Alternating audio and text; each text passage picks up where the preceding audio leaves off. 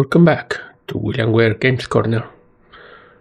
This is exmortis 2, the continuation of exmortis, which I played recently here on the channel. This second part is apparently especially well remembered. I am now about to play it and find out if it's that good. Expect jump scares. Let's just start.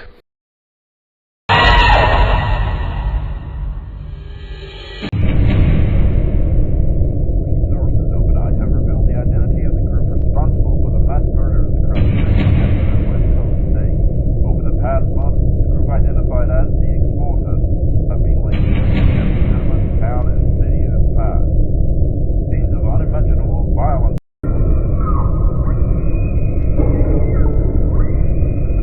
Exmortis 2.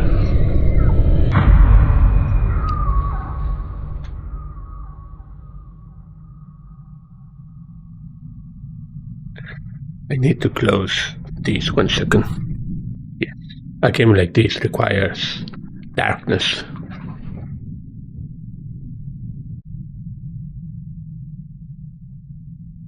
The hordes of exmortis swept across the earth, a plague unlike anything humanity had ever encountered.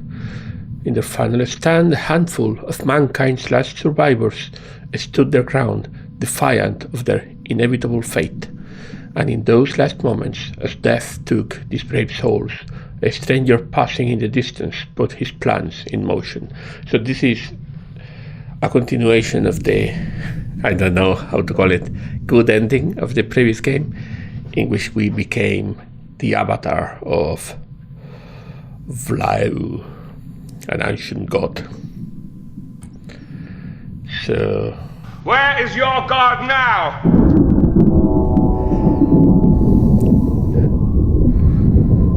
Rendezvous point. This barren wasteland stretches in most directions as far as the eye can see. Sometimes I wonder if there is anything left to fight for.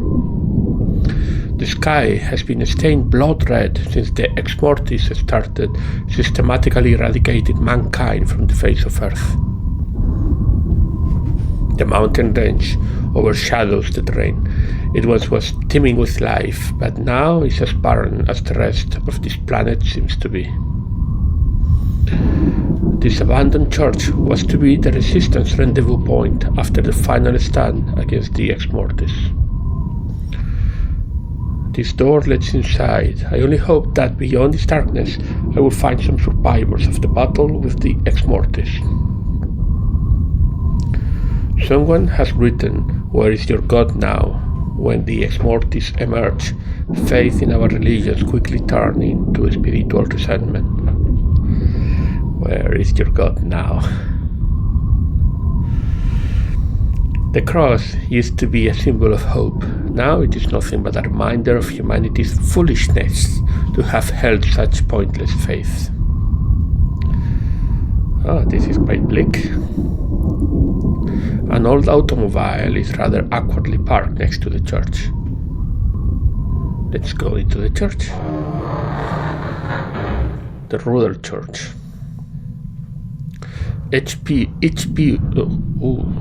Holy shit. There may be nothing living left in here, but I am definitely not alone. It isn't one of the exmortis though. I would be dead by now if it was. There you go. Whatever it was that just walked in, it entered this confessional booth, and it doesn't seem to want to let me into this particular booth. Okay, let me take a look around before I go there. Each pew is covered in a thick layer of dust. There hasn't been a living thing in here for a very long time. Can I be the only survivor of the battle?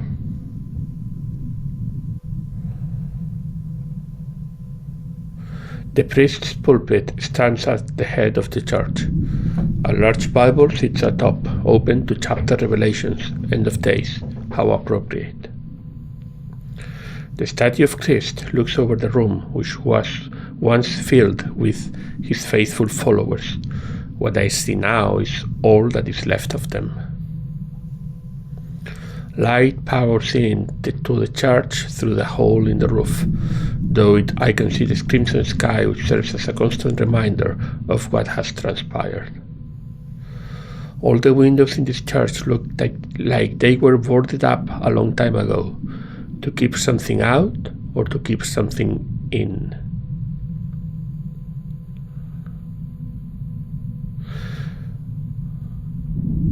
Okay, the side of the booth is empty. Something or someone is clearly in the other booth. Let's take confession. Forgive me, Father. Now that I am in here, something seems to be holding the door shut. A statuette of the Christian Messiah hangs suspended on the wall in this booth. Not really an odd thing to see in a place of worship such as this. The window looks through to the other booth. Whoever is in the other booth is looking back at me. What could he want? Are you Indiana Jones? Mr. Hannay, please sit, for my time here is limited. I take it the battle didn't go as planned. An unfortunate inevitability, I'm afraid. Nevertheless, it has aided and allowed me the passage I required to make contact with you. The exmortis know you're here, so I must be brief. All might seem lost to you in this dark hour, however, I am here to bring you hope when you have none. I have here with me a parchment which you will do well to read carefully.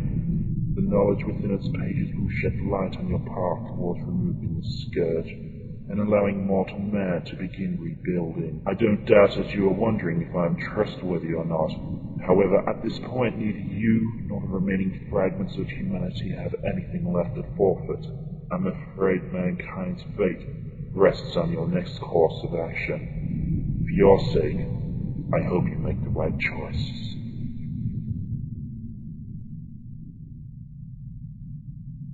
What? Whatever was in the next booth, it wasn't human. However, everything he spoke of made sense. I guess I really have no choice but to trust him for now.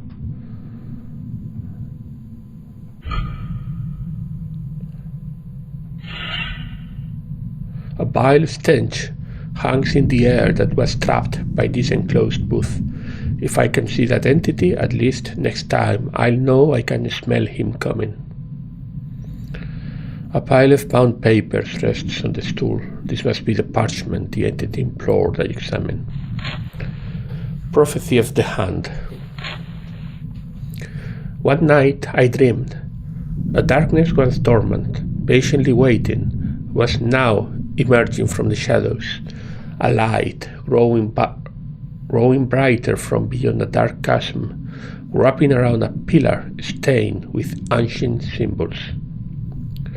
Many millions of shrieks and screams engulfed me where I stood until I felt the burn rise up from the floor, and it too consumed me. My soul, ripped from my shell, was flattened and became a pathway. It became a link between the ancient world and my reality. Unspeakable monstrosities crossed over and began devouring every living thing.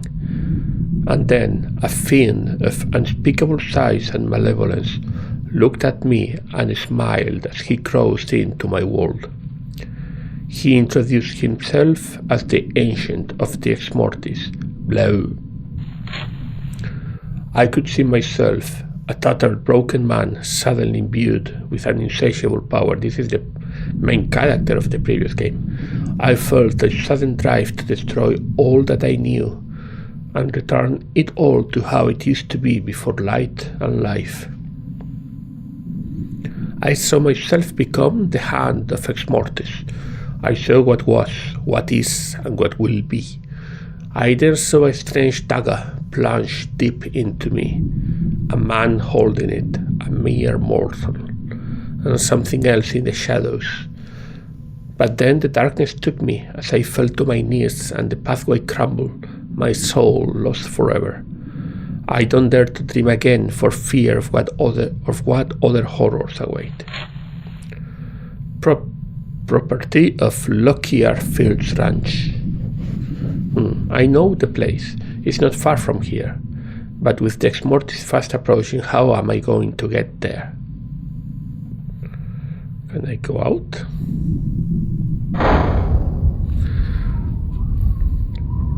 I'm glad to be out of that church, but from the looks of the horizon, that creature was right. The exmortis are coming from me. And they are coming fast. Oh fuck, those fast-moving clouds can only mean one thing. They are coming for me, and it's not for a chat. I don't have much time. Abandoned houses, running is not going to help. I still need a key to start. I wish I knew how to hotwire this thing. A coat hanger.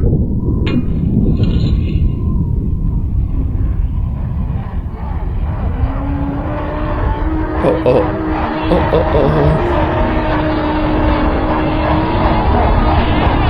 There is a set of keys falling between the slabs. Too slow.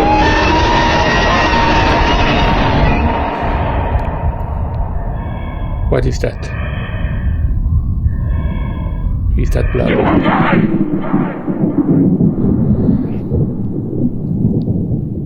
Okay, I need to be faster. I read all of this. And then I go out and I am quick. I pick the coat hanger. There is a set of keys that are between the wooden slats, but I can pick them. The keys will fit the ignition. I just hope this thing is gassed up.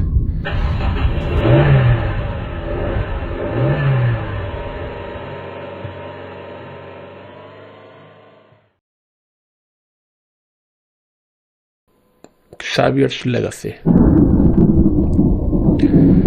This is the Lockyer Fields Ranch. The document from the church lead me to what possible significance could this place have in the scheme of things. This land was probably grassed as far as the eye could see, but now, like everything else, it died under the cruel red sky. The door leads inside. Okay, let's enter. Mysterious house. Back into non-terrain, let's say. This picture frame fell off the wall. It seems to be a very old portrait of a man and a small girl, perhaps a previous occupants of this place. This double set of doors leads into adjacent hall, if my take on the place from outside is correct.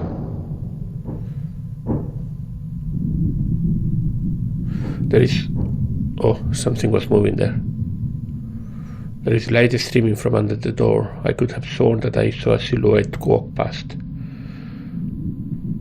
The panel for this crawl space has been pulled off and propped up against the corridor wall. Strange. It appears to be a service hatch, some kind of air conditioning duct. It's too dark to see anything in this shaft. I'd better not push forward without knowing where am I going, so I need light. The door on the right of the corridor leads into another room. Ooh.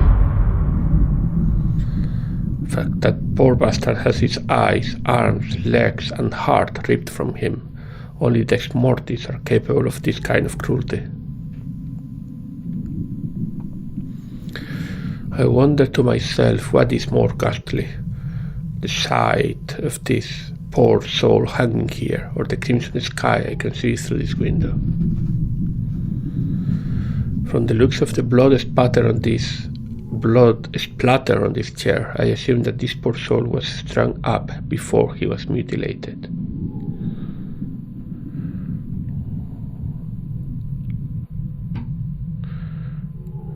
Dining implements, flashes of light. Large amount of this man's blood pools beneath his lifeless hanging form. I curse under my breath at the exmortis for their inhuman brutality. The beam in the center of the room that the man hangs from doesn't even seem to be bowing slightly from the weight of his lifeless torso.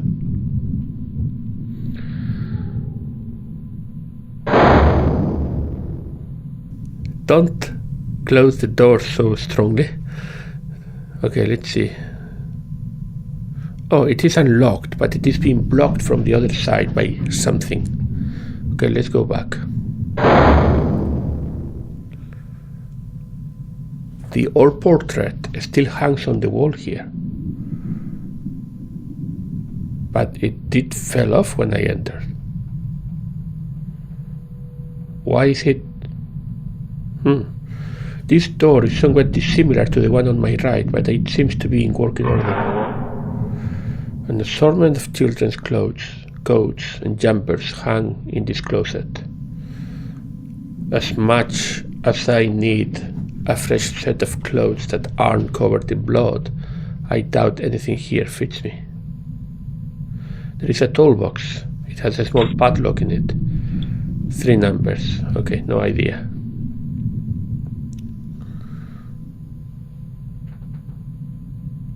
On the top shelf here sits a small pile of knitted woolen blankets.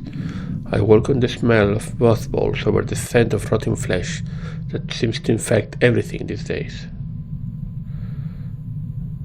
Various metal and plastic coat hangers cling to the rod in the closet. A coat hanger saved my ass earlier, but I see no purpose in carrying one around with me now. The door to the closet is currently open. I insist, be more gentle with the doors. The stairs lead up to the second level. They're not really covered in too much dust, so it seems this place may have only recently been occupied. Let's go upstairs. What is that?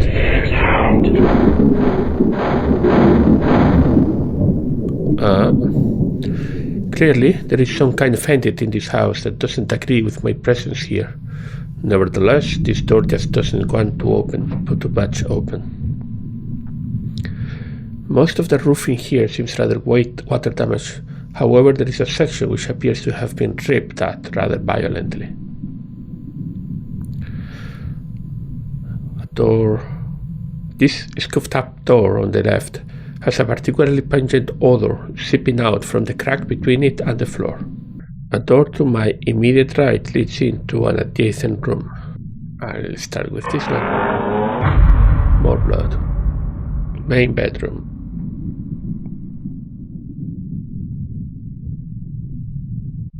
Pictures of local structures are hanging from the wall in here. A large splatter of gore seems to have hit the wall. The sheets of the bed are soaked with the blood of this poor woman. The naked female corpse of the bed here has a massive hole in her chest. The heart again. The lampshades on both sides of the bed are stained with blood. Is there nothing of value? Oh, the bedside table has a small cupboard here. There is a slightly worn and tattered diary. 28th of January. Well, I got digging around in the dusty old cellar today, and I came across a whole heap of old leather-bound books with each and every page blank. So I thought to myself that I might as well put one of them to good use. I guess I got myself a new diary to use. It is quite remarkable how good the condition of the books are in considering how old they look. It continually surprises me the amount of handy items I find in this place. I know this place has been under the care of my relatives for over 100 years, but you would think that in that time someone would have taken the time to go through all the old crap from the previous occupants of this place. In any case, the unpacking process is almost complete. It still seems a little weird that my wife, kids, and I are now living in old Uncle Charlie's ranch. It's been years since I last set foot in this place before he passed on. Charlie and I never really got on so well, so it was certainly a surprise to find out that he left this place to me in his will. I wonder what he meant by only you can understand the ranch, and if you can't at first, you would learn to. Certainly seems like a last little cryptic jab at me from beyond the grave. So this is my wife, kids, and I. So this is probably the guy dead in the lower room, the diary. Anna, I guess the dead woman in the bedroom, is settling in okay. I had to do a hell of a lot of talking her around into moving away from the city. She wasn't going to go without a fight, but I think she's finally happy that she broke away from her dead-end job and is kind of looking forward to the simpler life out here in the sticks. The kids are always keen for change, so it didn't take much coercion to make them see this as a fresh new start. I think the thought of having horses, cows, and chickens to look after made them forget that they will be rooming together for the first few weeks until I can get the rooms at the end of the hall emptied out, cleaned, and converted to top-quality living quarters. Well, I've got a lot of work ahead of me in the next few months, but I feel good. This was a good choice, a welcome change. I just hope Anna relaxes into her new home. A couple of days later, I got a fair amount of work done today. I finally finished the fencing around the southern field, but the other thing happened as I was finishing up. I had a strange compulsion to look back at the house, and I could have sworn that I saw someone watching me from behind the window in the room at the end of the hall. Anna and the kids were out running some errands, so that is why I make note of this as being odd. I just put it down as my eyes playing tricks on me. A full day of hard work under the hot sun can play tricks with your mind. Anna still seems a little standoffish about the move. She's still not 100% convinced that we are making the right move here. I told her to give it some time and that it will grow on her. Still, her stressful attitude is rubbing off on me. I snapped at Zoe today, which is very unlike me. She ran off to her room crying, and I went up to apologize and explain that Daddy is a bit stressed with the move. She really didn't warrant my anger, and I felt bad about it for a while. She was all smiles after our little talk. The 6-year-old's mind is an enigma to me sometimes. 4 days later. It's been a strange few days. We had an old picture of a man and a girl hanging up near the front door. Yeah, it is there. I don't know who they are or what purpose Uncle Charlie had with such an old portrait in the house lobby, but I felt it was time for something a little more modern. I took down the portrait and mounted the family photo we had taken this past Christmas. I threw that old portrait in the cellar with all the other old junk I needed to sort through and turn it for the night. I got up in the morning to walk to the kitchen and found that old portrait hanging up in the exact same spot which I had removed it from, which is what I saw before, that the portrait was back to the same spot even though it had fallen. But no sign of the family photo I had replaced it with. I did a bit of searching around the place without any luck, so I asked Anna and the kids about it, and they claimed that they knew nothing about it. But what really angered me was that when I went down into the cellar, I found the photo with its frame all smashed up on the floor. I immediately brought it to everyone's attention, but still no one admitted to the deed. I must admit that I flew off the handle a bit, and once again Zoe and Daniel both ran sobbing to their rooms again. Such disregard for my authority in my house will not be tolerated, I shouted at them as their little legs bolted up the stairs. Claire just sat in the living room, glued to the damn idiot box TV. Kids. So it's 3 kids, Zoe, Daniel, and Claire.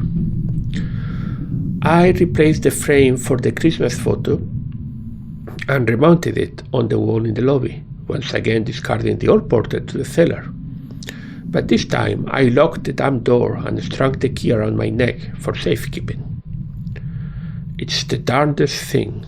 The next morning I got up to find the old portrait back on the wall, and once again the Christmas photo was back in the cellar, all smashed up. How is that possible?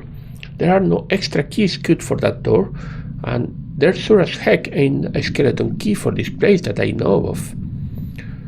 I don't have any remaining spare frames, so I guess the old portrait stays where it is for now. I swear, sometimes I think that I'm losing my mind. 9 days later, the local sheriff dropped by today. asking questions about if we had seen anything unusual and if we had seen any suspicious-looking people out of character for the area. I told him that we hadn't. When I asked him what was wrong, he let slip that in a neighboring settlement a whole bunch of people were found dead. Ripped to shreds by some frenzied assailants were his exact words. Oh, fuck. I moved my family out here to get away from that kind of shit. 2 days later, I found a clipping in the local paper about the murders in San Raimi. Murders in San Raimi, a clear reference to Sam Raimi, the director of Evil Dead. 28 people dead. That's virtually the whole town. And demons from hell. What the fuck? They're either smoking some good crack over there, or the local God-fearing community has an overactive imagination. I finally got the energy and time to clear out the old desk and books from the room at the end of the hall, but I just couldn't get the door to budge open. The handle would turn, but no matter how hard I pushed at it, it just wouldn't work. I got tired of fighting a losing battle, so I put off the clean out of the room until later. I did manage to get the other room cleaned out and kitted up with Claire's bed and furniture, so she'll be spending the night in her own room for the first time in this house tonight. Daniel and Zoe are still sharing the same bed, but hell, at 6 and 8 years old, it's not like there's not going to be enough room on the same mattress for them. And in another for firsts in this house, Anna and I made love this morning. I think she's finally coming around about the move. Although I do think that the murders in San Raimi have left her shaking a little. Too close to home, I think. And the thought of men, women, and children being mutilated like that chills me to the bone. People can be fucking animals sometimes. The next day, I woke up last night with a fright. Standing over Anna and I in our bedroom was Claire. She said that she couldn't sleep, that a man kept sitting on the end of her bed looking out the window. I told her that she was just dreaming. Damn it, she's 11 years old and should be able to differentiate between fantasy and reality by now. I walked her back to bed, tucked her in, and sang her back to sleep. I was still half asleep at the time, but I could have sworn that the stuck door at the end of the hall was open just a crack on the way to Claire's room. It didn't occur to me at the time to check on it again. All I wanted to do was to go back to bed. 3 days later. More murders. Local news broadcasts mentioned that more people were mysteriously killed. Now a town farther away had been hit and virtually wiped out, just as San Raimi had. What is going on in this world for shit like this to happen, out here in all places? I didn't mention anything to Anna about the new lot of murders. There is no use in making her life any jitterier than she already is. Besides, now she's finally relaxed a little. We are getting some sort of semblance of normality back into our sex lives. If anything, she's become a little more energetic and enthusiastic than she has ever been when it comes to that. Claire is still having problems sleeping. She keeps talking of a man sitting on her bed and looking out to the back through her window. Anna and I are taking turns at babying her back to sleep each night. Anna is sure that with time she'll get used to her room and it won't be an issue for much longer. I certainly hope she's right. I could do with an uninterrupted sleep for the first time in a while, especially with the amount of work I am doing during the day on the ranch. I need as much sleep as I can get to save my energy for dealing with the damn horses. They seem very spooked of late, a pattern of stubbornness that I can't do without. 5 days later. The sunset was amazing today. It was the most beautiful pinkish red sky that I have ever seen. Anna and I sat on the front door step and toasted it with a couple of glasses of Chardonnay. Simply stunning. The next day, That damn door just won't move. I've tried oiling it, removing the latching, chiseling the frame, and even kicking the fucking thing down. I'm getting over it very quickly. I'm this close to scaling the outside wall to break a window to climb in. Claire has taken a turn for the worse. Even though she is not complaining about her mysterious man on the bed, she has basically shut down.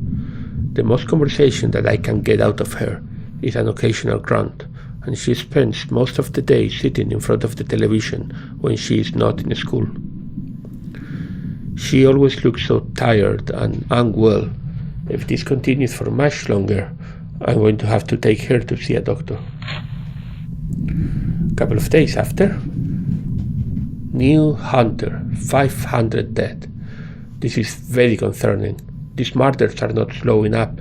If anything, they are increasing at an exponential rate. Police have no further information other than the assailants possibly being of some sort of a satanic cult. It all sounds rather vague to me.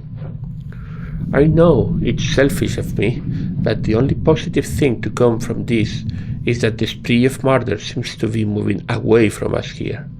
But I know that doesn't make us safe. I cut the clipping out of the newspaper and put it with the other I had from the original Sam Raimi killings.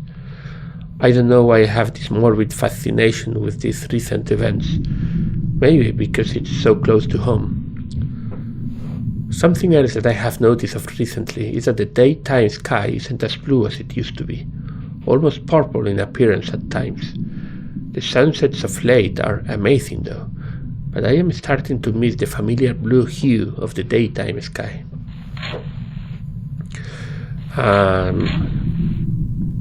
4 days later, maybe 5, I spoke to Claire today and got a semi-coherent response from her. It's the first sustainable conversation that I've had with her in quite a while. Anna noticed that her bed seems undisturbed last night, almost as if she didn't sleep in it. Anna convinced me to buy a gun today. I am definitely not a gun person, which seems odd considering that I am running a virtual farm here. But for the protection of my family against these marauding killers, it seemed the only sane thing to do. Bad idea, probably. I've heard numerous rumors about the killings that have been happening. People eviscerated and ripped limb from limb in their own house, out in the street, in backyards, wherever they happened to be when attacked. I even heard that the attack that left Palo Alto completely depopulated had the town literally painted in blood. I cannot even begin to imagine how this could happen, and I am even more surprised from the apparent complete lack of federal government response. No one can go within 10 miles of New Hunter without getting turned away by local law enforcement, so there is definitely some sort of investigation happening.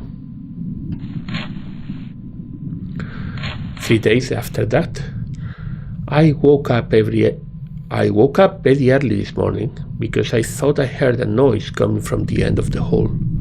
I picked up the gun and cautiously stalked from room to room, checking on everyone. Daniel and Zoe were fast asleep, but imagine my surprise when I got to Claire's room. She wasn't asleep in her bed. In fact, she was wide awake, sitting on the corner of her bed, just looking out of the window to the backfield. I approached her and put my hand on her head, which was soaked with an ice-cold sweat. She jumped, startled with my presence, and let out a shrill, high-pitched scream, unlike anything I had ever heard before. All she could do was cower away from me against the wall and scream as loud as a banshee. The commotion woke everyone up, and soon I had Anna sprinting to my side in a dazed and frightened state. It took about 15 minutes to snap Claire out of whatever episode she had been having and return her to normal state. There was a startling moment when I could have sworn that I saw a reflection in the glass of her window of someone moving behind me in the shadows. There just isn't something right about that room. We hustled Claire into Daniel and Zoe's room, where she spent the rest of the morning sleeping. Anna and I both decided that we would move Claire's belongings out of that room and let her sleep with her siblings indefinitely. It would be tight and stuffy for them, but Claire seemed more than happy to hear the news of the move. This is 6 days after. The news has just come in. Los Angeles and San Francisco are under siege from those marauding killers. I am speechless as I write this. Everyone has been huddled around the TV downstairs for hours, watching reports after report of the events. It has been reported that there are thousands of people dead in just a space of few hours. Anna has been trying to call her family in LA with no success. All lines of communication into the city seem to be down. I pray to God that they are okay. Information on their well-being is scarce, so all we have to go on at the moment is what we see on TV. The broadcasts are apparently under restrictions as to the content they could show due to the graphic nature of the images and the government stepping in and blocking certain footage. But the descriptions of some of these creatures is more than frightening. They are not human, we are being told. I went down to the local mall and bought a corkboard which I have set up in Claire's old bedroom. I've started clipping articles and pinning them up there. I still remain morbidly fascinated by these events. More frightened than fascinated, I suppose, but to know thy enemy is the first step to defeating thy enemy. Well, that's what I've been saying to Anna to justify my new hobby. The next day, LA is a graveyard. San Francisco is much better off at the moment. Millions of lives lost. The president made a statement today, but it was all rhetoric about defending our way of life and making sure justice would be served. Just another way of saying that they are as scared and clueless on a course of action as we are. The military has been engaging these creatures for most of the day. From reports I've seen, we aren't faring so well. The casualty rate is ridiculously high, but all military press conferences I've seen have been of a positive nature.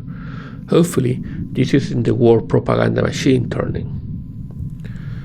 Anna received word that her brother Joe got out alive, but it doesn't look good for the rest of her family.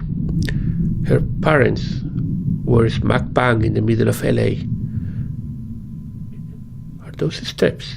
So even if they managed to start the exodus of the city, these creatures would have been on them in no time. This is insane. Am I dreaming? 4 days later. We nuked them. I can't fucking believe it. We actually dropped a nuke on them, on our own soil, over residential land on the upper Pacific coast, after only 1 day of engaging the enemy. It's too early to know if it was effective, but just the realization of how completely worst-case scenario that this must be for this sort of action to be taken, well, it just boggles the mind. Anna's brother Joe is driving here. He's going to stay with us for a while. Okay, so maybe the dead guy in the lower floor is actually Joe. I'm going to set him up in Claire's old room. Hopefully he won't suffer the same adverse effects that she bore from that strange filling room. But at this stage, considering what is happening, that room is the least of our worries. The next day, well, we've just been advised that the nuke has not stemmed the flow of violence. In fact, I think the words that were used were completely ineffectual. We're being told that these things, which are being referred to as exmortis, have virtually wiped out most of our towns, villages, and cities along the Pacific coast, and are heading north up into Canada and back east to our other coast, and I guess are now radioactive. We have been lucky that these things started off around this area somewhere. People have been saying that exmortis numbers when they initially hit San Raimi were minute compared to the millions they now consist of. We were spared, but it won't be long before we see them coming back this way again. Oh Lord, please let us find a way of stopping these things before it comes to that. Joe arrived today. All he had was the clothes on his back and the car he came in. The stories he had to tell us were just dreadful. Even he only managed to escape the maelstrom. Apparently he got a frantic garbled phone call from his and Anna's father, telling him to get out of the city immediately with no questions asked. He did exactly that, but he never heard from his parents again. All he could say was that his father sounded more scared than he had ever heard. He could hear his mother sobbing and crying in the background all through the call. Joe must have choked out the words through tears at least a dozen times. At least they were together in the end. Anna has taken this all remarkably well. She was shuffling around the cellar this morning and emerged with an old Bible. She's never really been a big religious nut, but when I caught her sneaking it into the bedside table drawer, she told me that having it closed makes her feel better. I love her so much. This is the next day. Something has Joe scared more than he was when he arrived. He won't talk about it, but he's adamant that he doesn't want to sleep in Claire's old room again. I have noticed that he's sporting some pretty vicious bruises on his face, arms, and ribs, which weren't there yesterday. When I asked him about them, he'd either change the subject, ignore the line of questioning, or just pretend he didn't hear and go off on tangents. We have relocated him to the living room as a temporary arrangement for now. Okay, yes, so he's the guy below in the living room is Joe. 10 days after, it's official. Washington has fallen, and Air Force One failed to make it off the tarmac before it was set upon. What hope is there left for us? Our military is all but wiped out. Everything we have thrown at them has failed. And now reports of Japan and China coming under siege. The mood here in the house is quite melancholy. It's almost like we've given up any hope of avoiding the apparently inevitable fate set before us. We have been told that the current rate of advancement, and if the exmortis follow an assumed course sweeping down the east coast and then back across west towards us here, we only have another 3 weeks tops. Where are these things coming from? How did they grow in such mammoth numbers in such a short time? But the $1 million what the fuck questions are who are they and why are they doing this? I am afraid that we won't live long enough to find the answers. Couple of days after, New York has fallen. Millions upon millions more dead. The front on the East Coast seems to be following the expected pattern at the moment, heading south down the coast whilst spreading the umbrella further west every day. I try to continue collecting as many news articles as possible. Press productions are particularly hard to come by at the moment, but we still have a steady trickle of information coming in even if nearly all avenues of delivering it are STM. TV is down to only a couple of local channels. Suffice to say, the word programming doesn't exist anymore. It's just a constant barrage of news and images of the rampages across the world. A month later, no, 2 weeks later,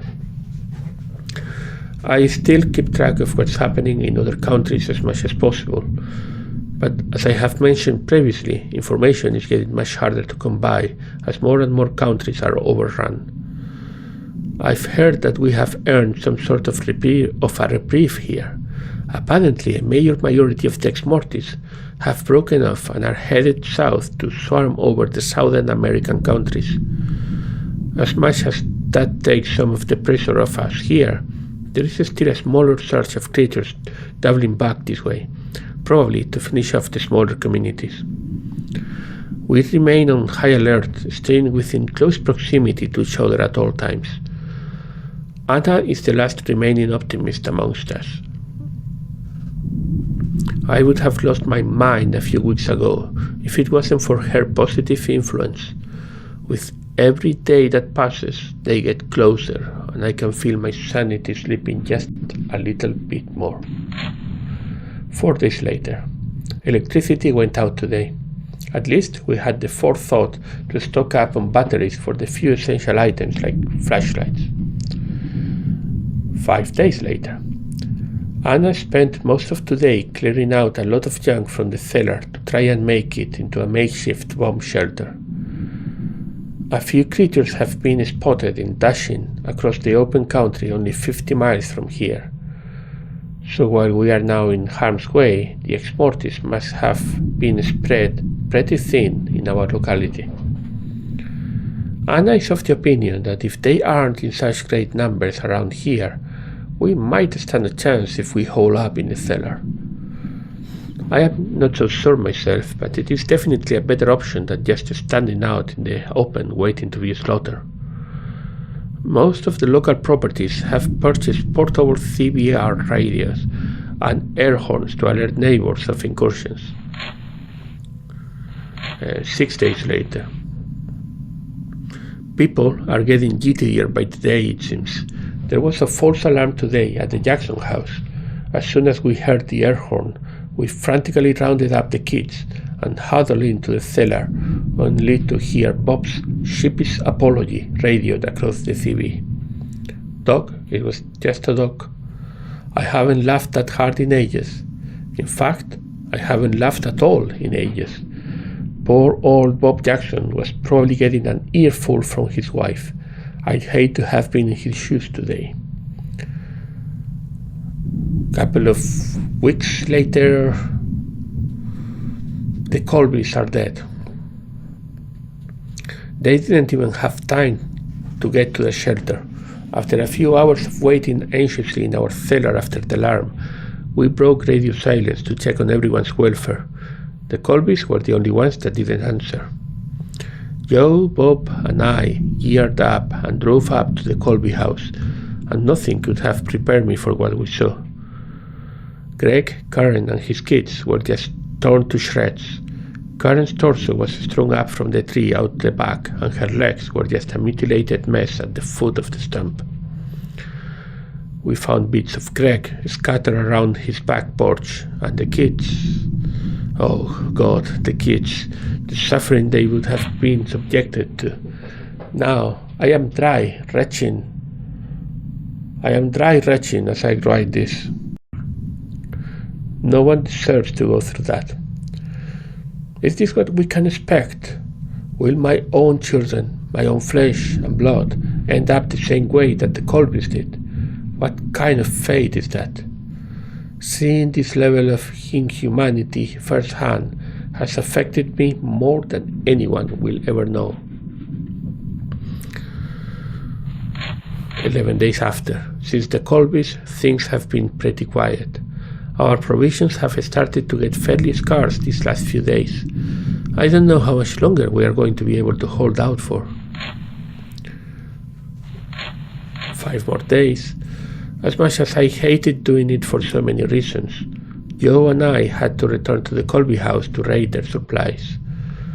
We managed to scavenge enough provisions to keep us going for another few weeks at least, but beyond that I am unsure what we will do. A couple of weeks more. It's almost been a month since the last alarm was sounded, but Joe claims to have heard some rather worrying news. This could all be hearsay, but he was told that this is purely the calm before the storm. Joe was told that further inland a rather large horde of creatures has been slowly heading westwards. Over the past few nights, I have noticed a distant build-up of strange clouds just hanging on to the edge of the horizon. I fear that we don't have much time left. 4 days more. Nowhere to run and hide this time. The clouds on the eastern horizon have been getting larger since my last entry. The build-up of creatures around that direction must be massive. The distant sound of thunder now permanently hangs in the air. I don't think hiding in the cellar is going to work this time around. The exmortis are in a final sweep, and I don't think they will leave any stone unturned. No time left, no hope. I can't stop thinking about the Colby family, their faces twisted in painful screams as they were ripped to shreds. To make matters worse, our food supplies have just run out. Joe has offered to make a mad overnight dash to the old town center to raid some of the shops. I told him it was pointless. At the rate those clouds were approaching, they would be on us before he can get back in time. Food means nothing if you're not alive to enjoy it. But he went anyway. Joe, you fool, you will never get back in time. That was the last entry. It seems there is the last page has been ripped out of the diary.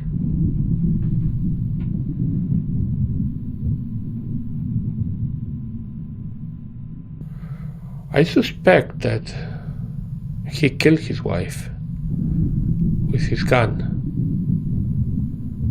And probably also I'm gonna find the kids also dead by gunfire. And then Joe came back, and then he died by exmortis.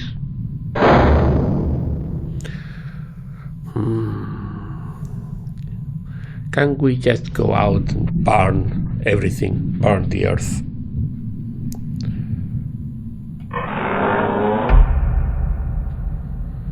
Children, no matter how many times I bear witness to such inhumanities, I just can't get used to it. The exmortis must have swept through here recently. This blood-soaked shit has been dragged over the bodies of these dead children. If the exmortis did this, who would have covered them with the shit? Yeah, this was the father again. A Hippolyta. That would be useful. There is a rather large wet patch on the floor at the entrance of this particular room. The source can probably be found behind this door.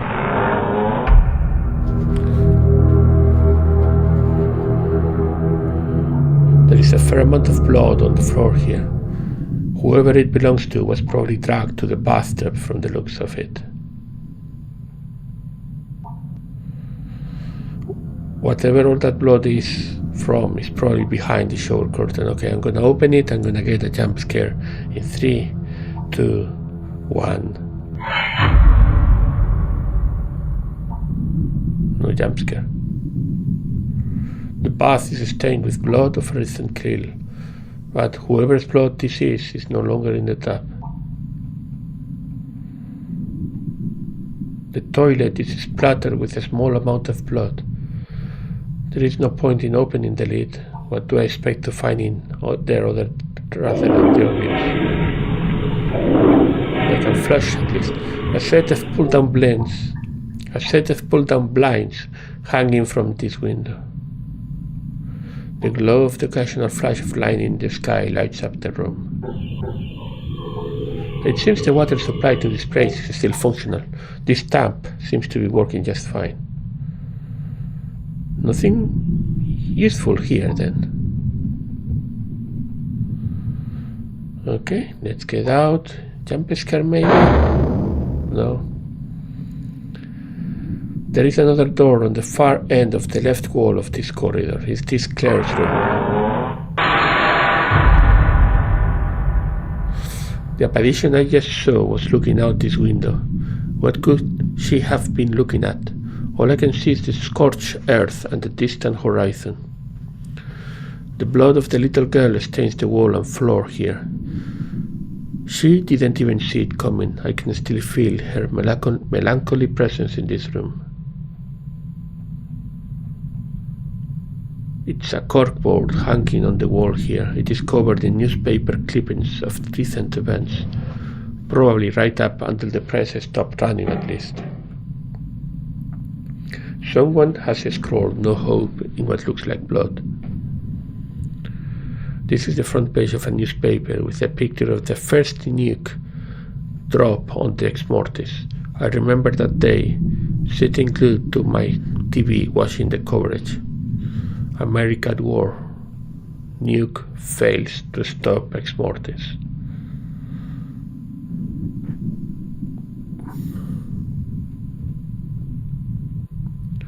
A newspaper clip titled Mass Murder, about the death of people in San Raimi. 500 killed as township of New Hampshire burns.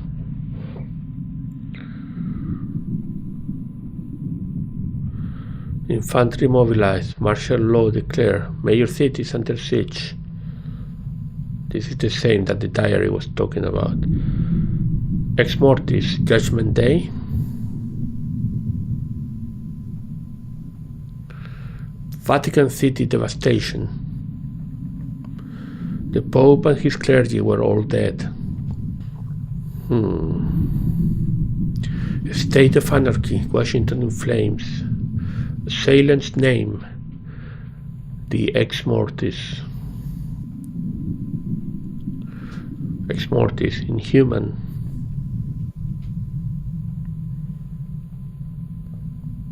Bloodbath. Red sky. United Nations to forge consolidated force. Japan and China demolished, millions more dead. And a key. Not sure what the key is for. Can I go here? No, something is still keeping that closed. Let's go down. The toolbox was closed, but was locked by a combination, but with the Zippo lighter.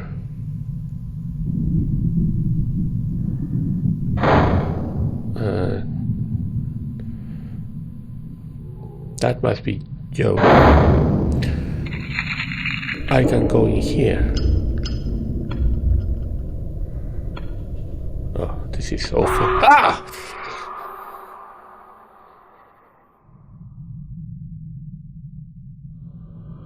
I've tasted your soul. It is a beacon of light in a time of such darkness. Yours is a destiny I've spent eternity engineering. My name is Savior. Pay reverence to my word.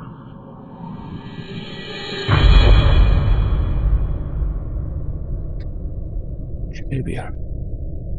It's tight and extremely claustrophobic in this shaft. It appears to be some kind of air conditioning or airflow duct.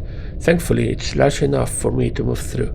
Xavier. Wasn't Xavier the one that translated the Exmortis book in the previous game? And then his daughter was possessed and he had to kill her.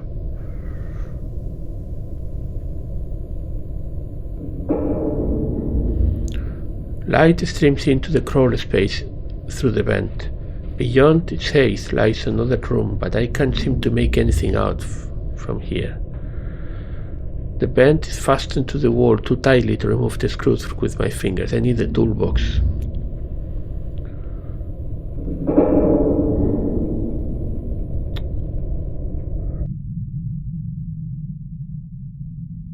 Now that Xavier has appeared to me, will I be able to maybe go to the room? No?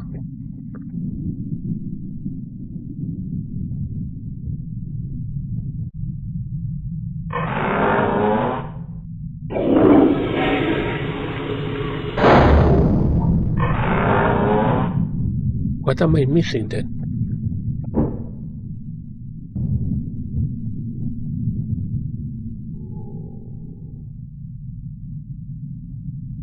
Oh, okay. This is a Sudoku. Why is this a Sudoku? One of those Sudoku puzzles sits on the table here. They used to be all the rage, but I never really hooked. 3 inner squares of the puzzle are highlighted. Okay. Okay, that's Give me space.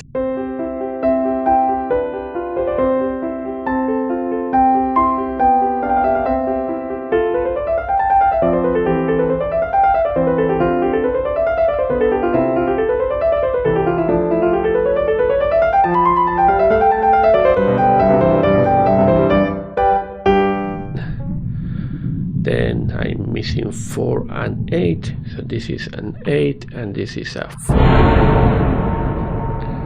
That looks pretty good to me. 831.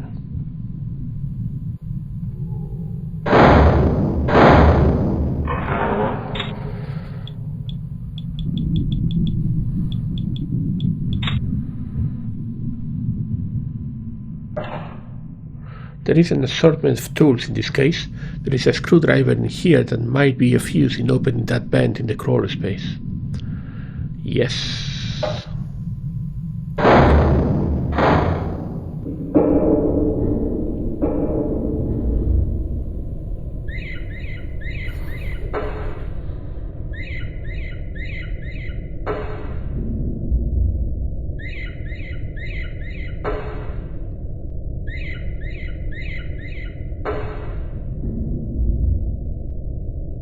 Okay, let's remove this and see what happens.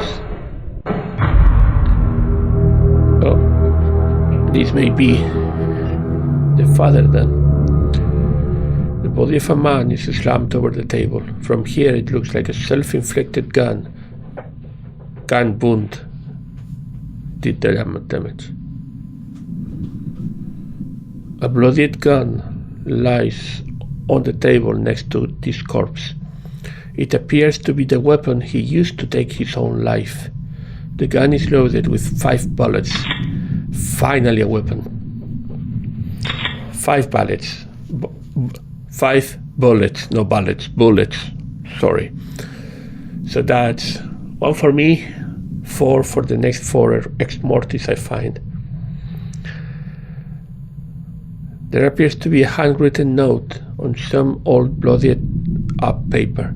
It's probably the obligatory suicide note left by this man before he took his own life. 14th of June, this is the last page of the diary. It is done. God may not exist, and if he does, he's turned his back on my family, left us to an unimaginable fate. But I have cheated him. I did what had to be done to save my family from the same fate as the Colbys, and no doubt the Jacksons. The exmortis may have claimed everyone around us, but I have spared my family the terror and terrible pain. I had been up most of the night. After making love to Anna for the last time, I left her sleeping in bed so I could stand watch at the window, eyeing the approaching clouds. I knew they were coming for us.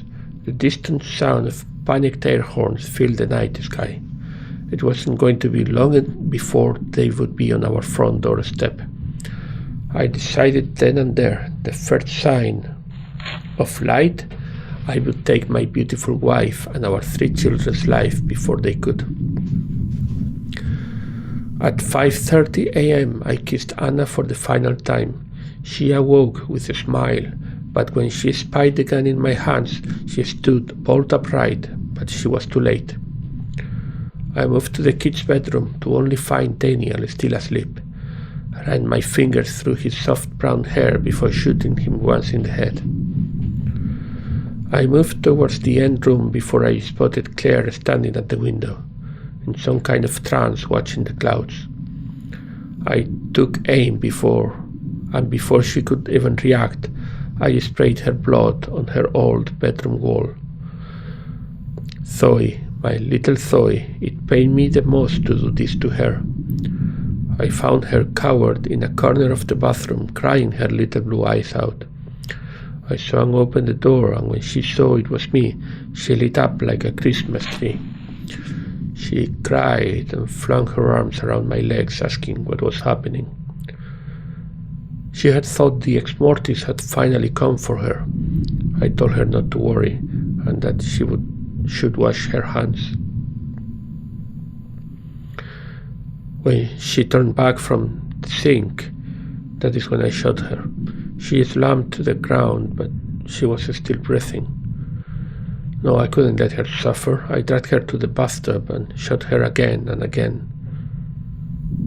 My poor little Zoe let out her last breath and her last tear. I slammed into the corner and wept. I have lost everything, and though I did what was necessary, I am surely done for eternity, for innocence dead by my gun. I moved Zoe and Claire in with their brother and covered them with a sheet. I couldn't bear to see them like that anymore. I sit here now in the kitchen writing my last entry. This is it. I hear air horns blazing all around me now. The clouds are right on top of my house. I can hear screams echoing around across the land. Not all of them human. I never dreamed the end would come like this.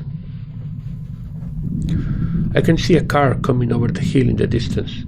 My God, it's Joe. He's still alive. But it makes no difference. Something has just battered open my front door. I can hear them coming for me. I have no time left. I've just barricaded the kitchen door. It should buy me enough time to take the final step. I'm sorry, Joe, if you read this and you happen to survive this day. Please understand what I have done. The rest of this diary sits in the cupboard next to my bed. I hope you can forgive me, for it is now my time to embrace oblivion.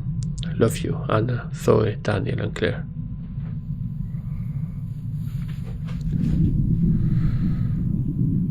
Well, it's just the kitchen sink. There's nothing especially neat from the looks of it.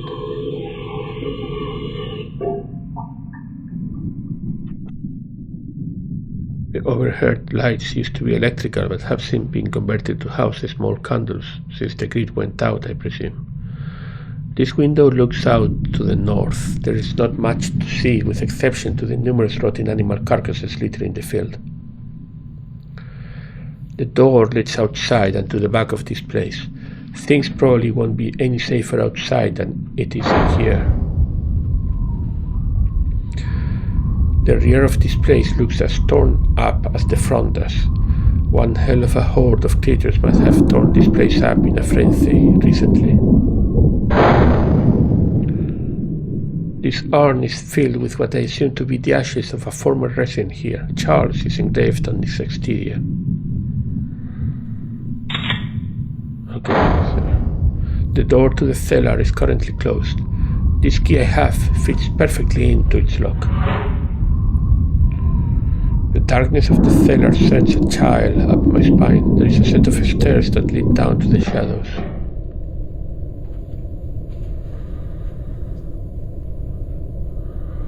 A pile of old and tattered books sits both on the floor and on the table to my right. There is nothing much of interest in here from a quick glance through their spines. A battery-powered CBR radio sits on a table against the wall.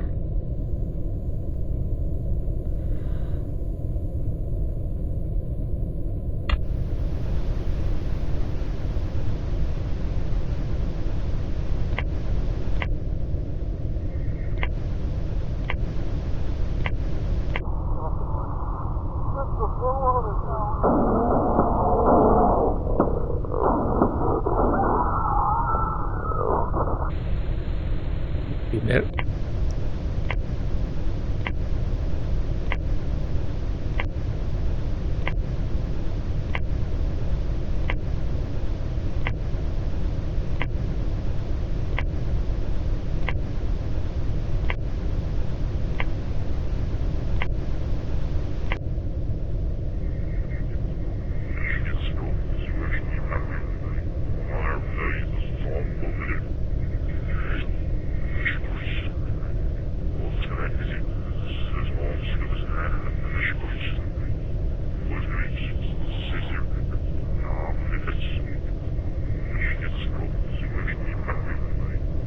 If it is saying anything, I don't understand it.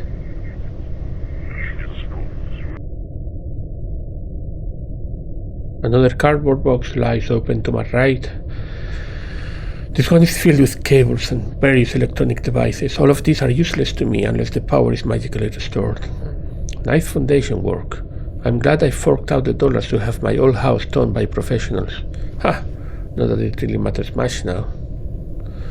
The large polymer bottle on the ground here is empty, but from the smell of it, it probably once was filled with petroleum. It's a pile of cardboard boxes filled with clothing, heirlooms, and other generally uninteresting items. Someone was preparing to spend a lot of time down here. These are older books. Vetus Hostilis Exmortis, Xavier Rehaim, 1902. My dear reader, many years have passed since I cast my thoughts to the memories of my demons, for my story is one of captive torment. Years of tortured labor to stay one step ahead of the constant threat of lunacy. Indeed, I pain to recall the torment endured for those years around the end of my young daughter Gwen's life, for she was lost to my blade, and it pains me deeply, however, as much as my hand was forced by them. My captors, yes, the demons that haunted my house, the possession of my poor daughter, they turned her into a puppet, held her soul for ransom in return for the translation of the text titled The Book of Exmortis. Of course I did as they wanted, however, I fear that such work will come with dire consequences, if not for I, then certainly for mankind. When they returned her to me for a mere minute, only to take her away from me again, I realized that Gwen was gone and never to return.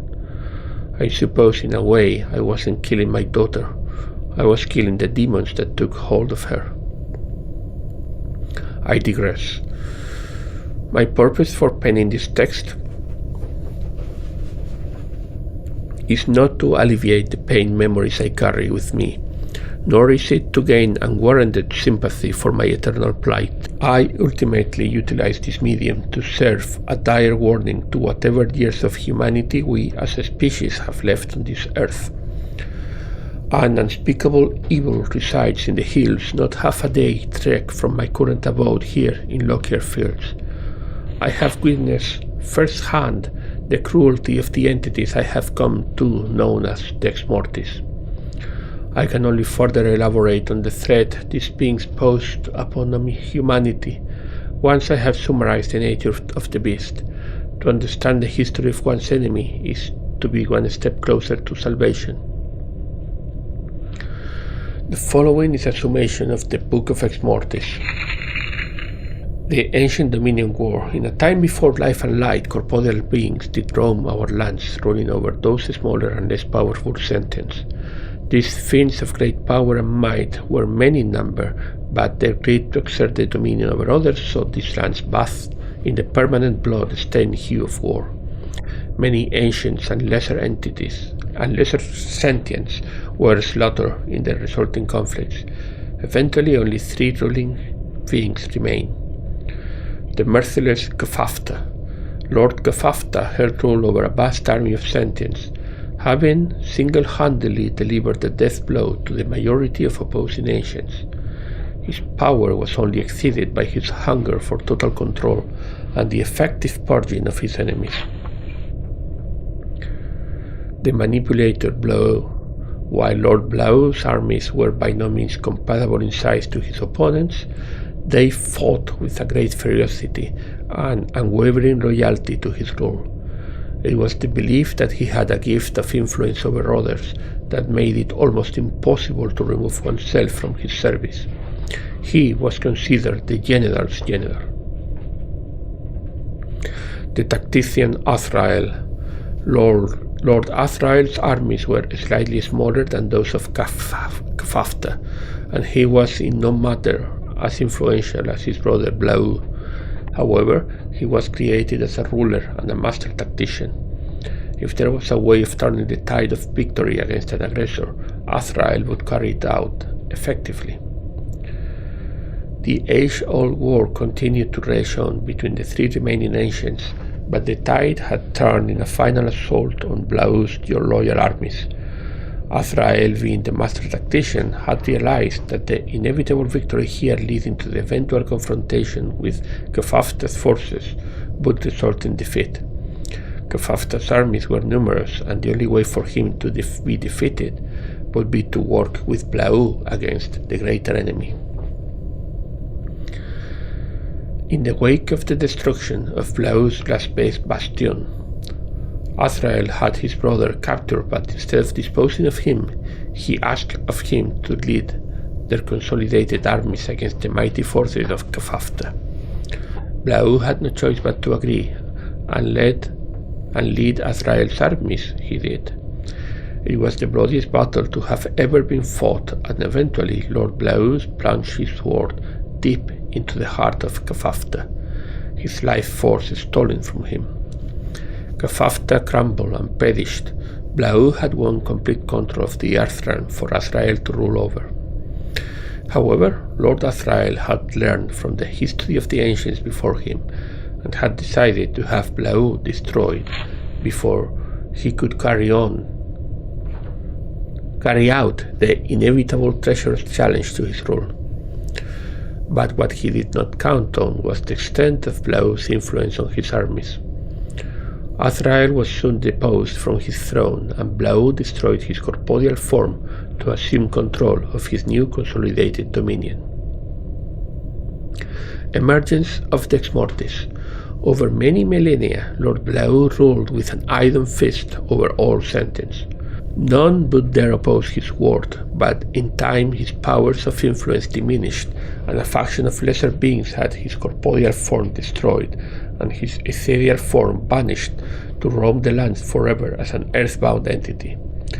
Blau diminished greatly in power, and was doomed to be unable to physically affect the world around him. However, he still had many followers to which he spiritually confined his life force when they too were stripped of their corporeal form.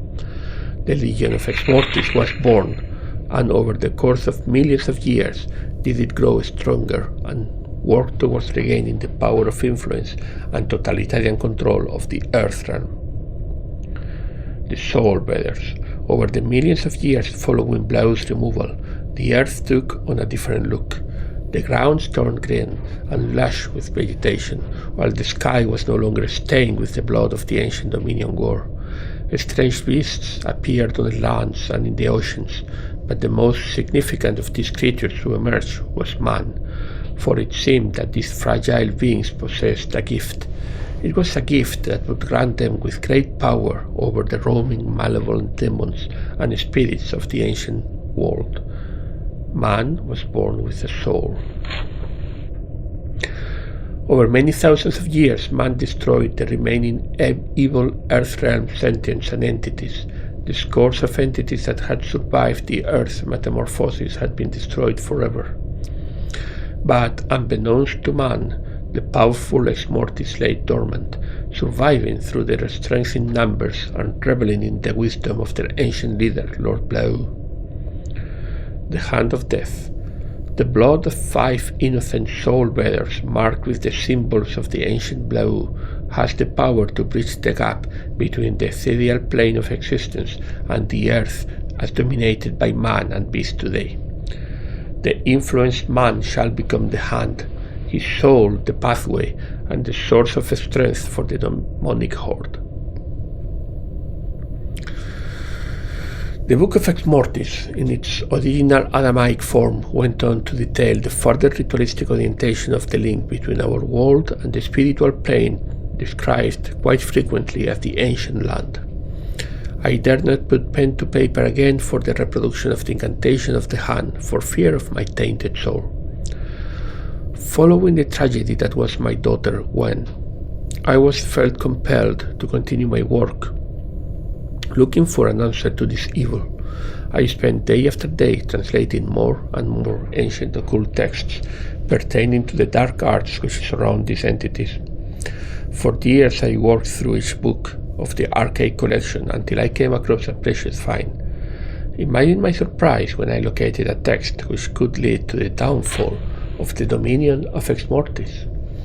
It was a text that I dared not translate whilst in the captivity of that isolated abode, for fear of exposing to them my knowledge of this script titled Vetus Adversarius, translated the Ancient Adversary. Over time, I worked to shake their attention. When finally I broke free, I fled the wilderness and returned to civilization, eventually relocating here to a beautiful Lockyer Fields homestead. It was here that I began to unravel the work I was forced to complete for the demonic exmortis. I had managed to escape with the one text that could aid in my pursuit to right the wrong that I had been an integral part of. Within the pages of the Vetus Adversarius, I had discovered a great many things. Most important of all is that the source of the demon's power was also their weakness. The man who will become the hand, his soul is the path between the spirit world and our own. Sever the hand, and the link is broken. From Vetus Adversarius. The door was unlocked by the blood of 5 protected by fiends, once dead, now alive, circled by blood from the dark ancient rite. The mortal man makes the ultimate sacrifice. A weapon of fire takes a 5th for its own, creating a path to where the dark spirits roam. His soul will pass through the ethereal gate. Beyond it lies his God-given fate. A dagger of faith shall sever the hand, mortally pierced by the soul-bearing man. The light of the path cut off from the land, reducing the scorch to fire, ash, and sand.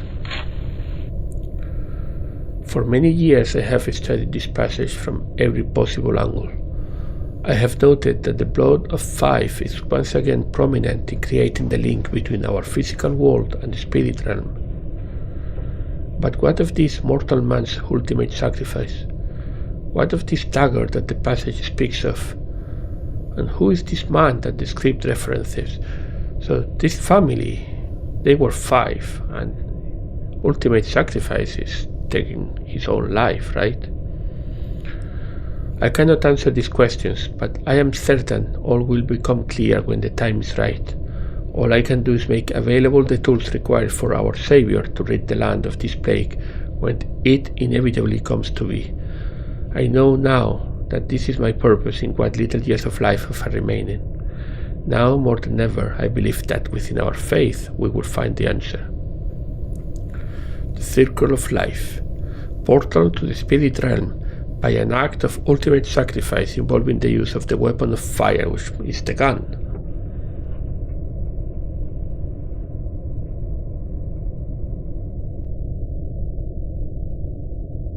Pipes of all sizes. Anything else useful here? A hot water tank. No.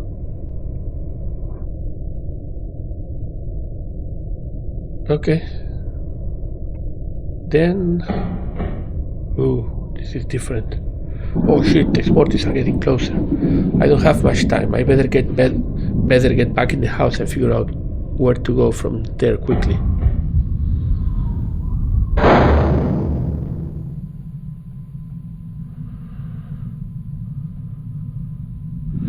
This would be the last one.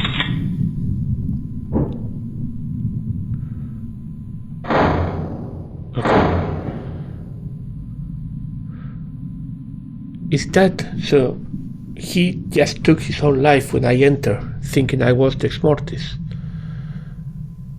But Joe was dead. I don't think that's it. So this is Xavier. Xavier, can I now? Still doesn't want to patch open. Okay, can I? He first killed his wife.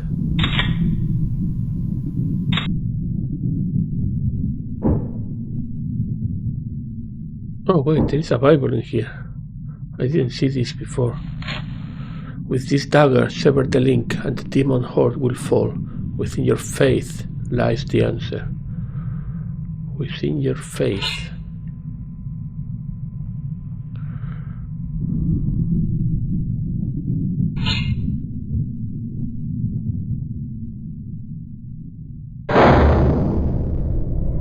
The apparition of Xavier Rehaim. But we don't have much time.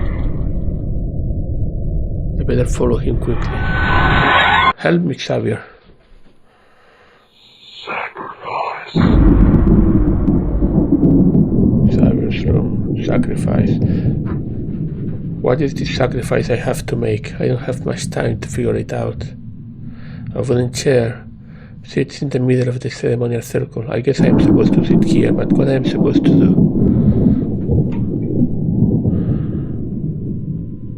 This must be the portal. A weapon of fire. This gun has taken 4 innocent lives. Oh fuck, I have to take my own life with this gun to open the portal. That's the ultimate sacrifice. I'm the 5th innocent. Do I pull the trigger on myself?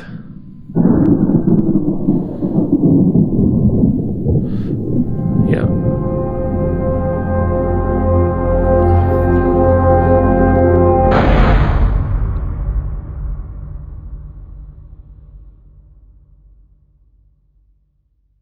Dominion.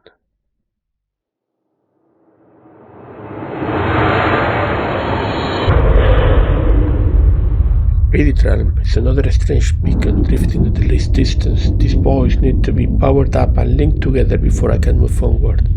This is amazing. Never could I have imagined that a world such as this existed. There is just empty space as far as the eye can see. I can't imagine spending eternity here. It appears to be some kind of beacon floating in this strange netherworld. There is a familiar-looking ring of symbols orbiting around its axis.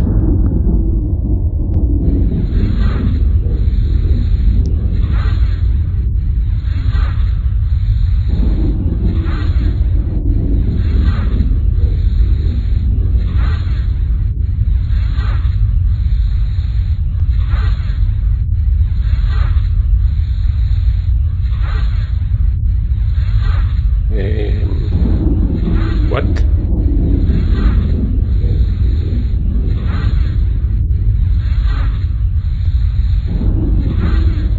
Oh.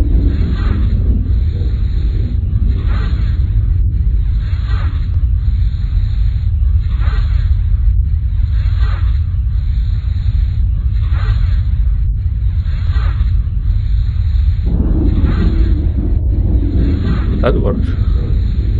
That didn't.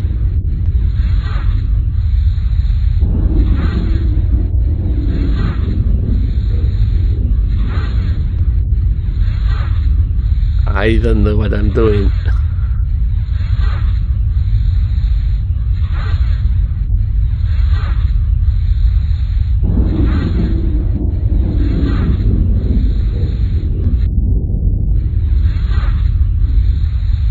Okay, I think I'm starting to see. This one activates that ray. I need both rays going in between all of the beacons. This one has 3. This one 2.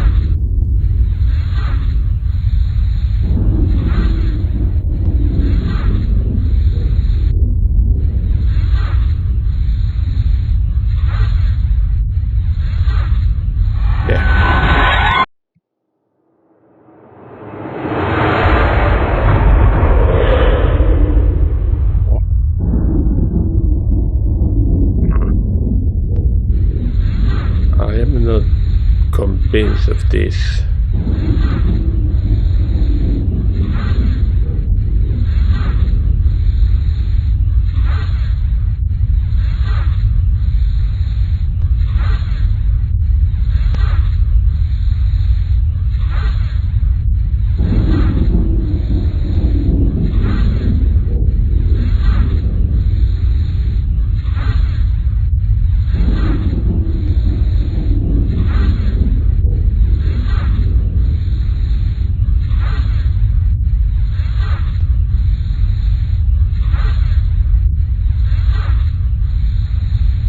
This puzzle seems a bit out of place, really, in this game.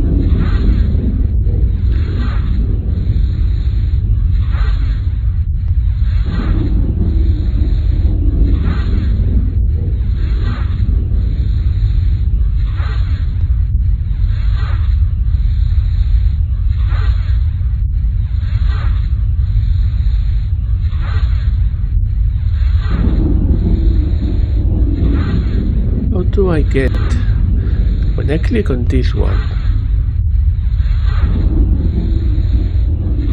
it changes 3. So I need only the bottom one connected.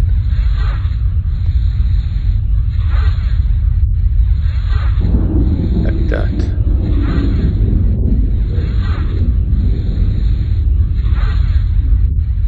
I didn't do it. Okay, yeah, that's fine.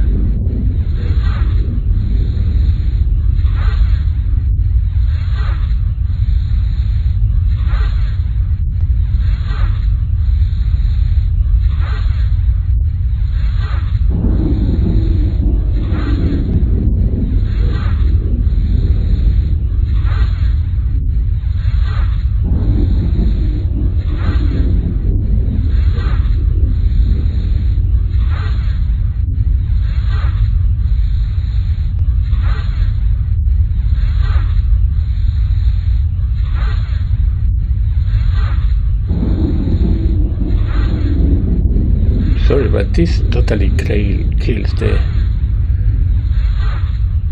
atmosphere and the rhythm of the game.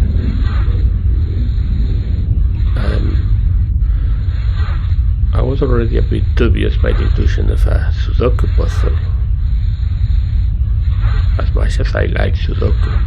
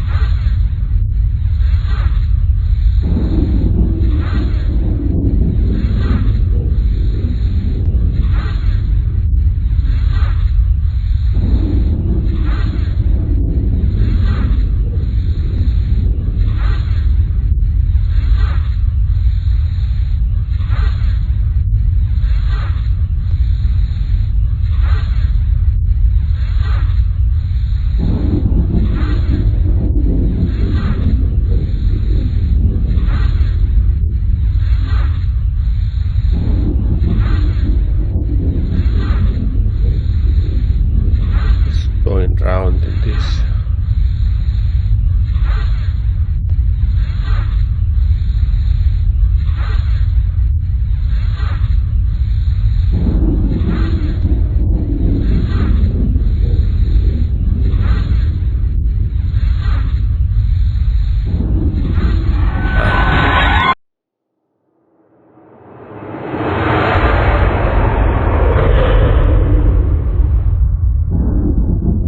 Final two beacons float like buoys drifting in the swell of the oceans I know so well.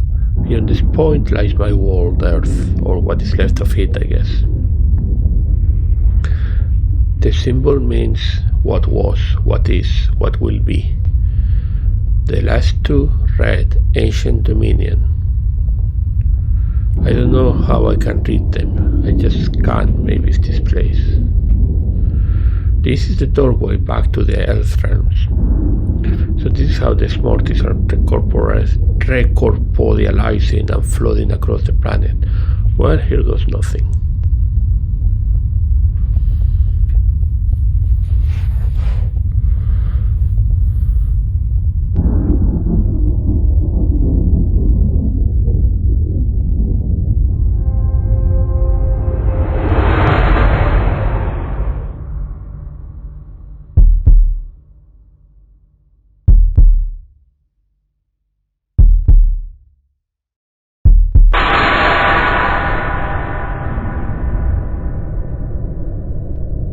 Okay, enough about it.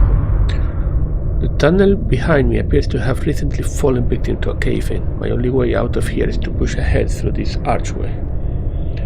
Fuck me, what a trip. I don't know where I am, but I've somehow regained my physical form. The hair of my neck is standing on end. This place feels inherently evil. A long dead corpse is slumped up against the wall. Empty shell casings rest in his lap. It must have been one hell of a last stand. What a way to go. A box, half full with bullets, sits next to the corpse. It appears that they are suitable for using my gun. I better reload.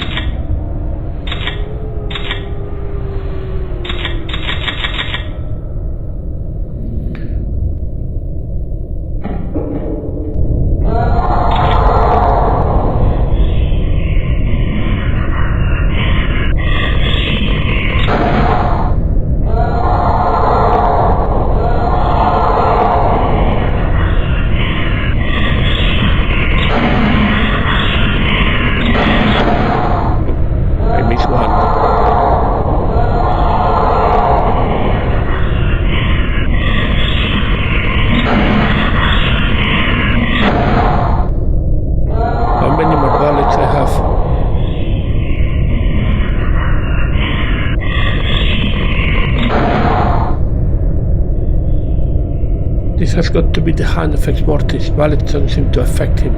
Everything I have read refers to the ceremonial dagger.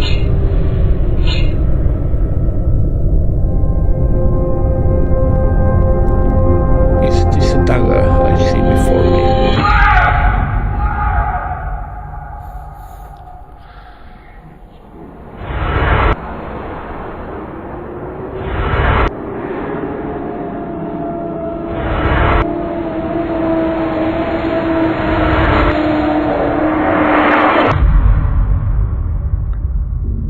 The tunnel seems to stretch on forever into darkness, but I have nothing left to fear. I finished what I came here to do, and now I venture onwards into the unknown.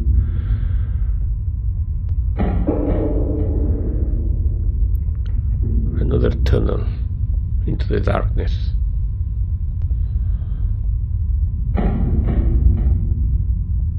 A set of cement rock steps lead upwards over the crest.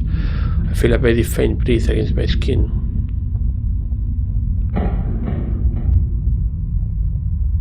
I recognize this. I finally found the exit, but a familiar figure blocks the doorway. It suddenly occurs to me that this is the entity I spoke to in the church. I've got so many questions for him. Can I shoot?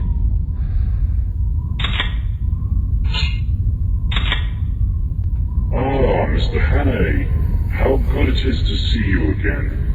Congratulations are definitely in order. You have accomplished something the combined forces of humanity could not. I must admit, when we last met in the church, I was unsure if you were the right person for the job. However, it seems my faith in you wasn't misplaced after all. Your actions have paved the way for a prosperous new age. Which reminds me, I must also remember to thank Xavier for his role in this. How is he, anyway? Still moaning about losing his little whore of a daughter? You soul-bearers. So complicated, yet once again I find myself surprised in the ease at which your mind can be manipulated. Much easier than my former brethren within the exmortis. Why the look of surprise? Surely you must have had some suspicions that I, Lord Play, was the one who sent you upon this path. Play? Calm now, child. My fellow exmortis deposed me as their leader many eons ago. Wouldn't it be rather unwise to put myself in a position for the same inevitable treachery to take place? Only now do you realize I needed you to remove my enemies and clear the path for my return to rule over a world which has always been rightfully mine. And it certainly seems that you came through for me with flying colors. So, Mr. Hannay, for your role in this, I commend you. For your part in this, I applaud you. And for your help in this, I grant you a gift. quick death.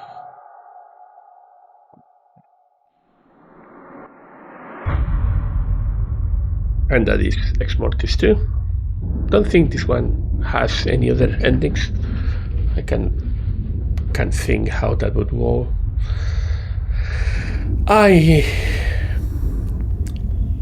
would say to Lord Blue, however it is pronounced, give it a go.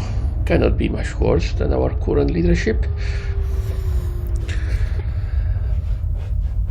Okay, except for the second vacant puzzle there at the end. It's another nice game here. It's really a short story about how losing all hope can be terrible. It's mostly the story of that family. I hope you enjoyed this. There's still exmortis 3, in which, I don't know, we will maybe fight Lord Blue. Let me know in the comments what do you think of these games. Did you ever play them long ago? If you're an oldie like me, do you think they are of interest nowadays, more than 20 years later, since they were developed? Especially taking into account that they are free. I cannot blame at all the design of the games, the graphical design or the sound design. Thank you again for watching, and I'll see you next time here in William Ware Games Corner. Goodbye.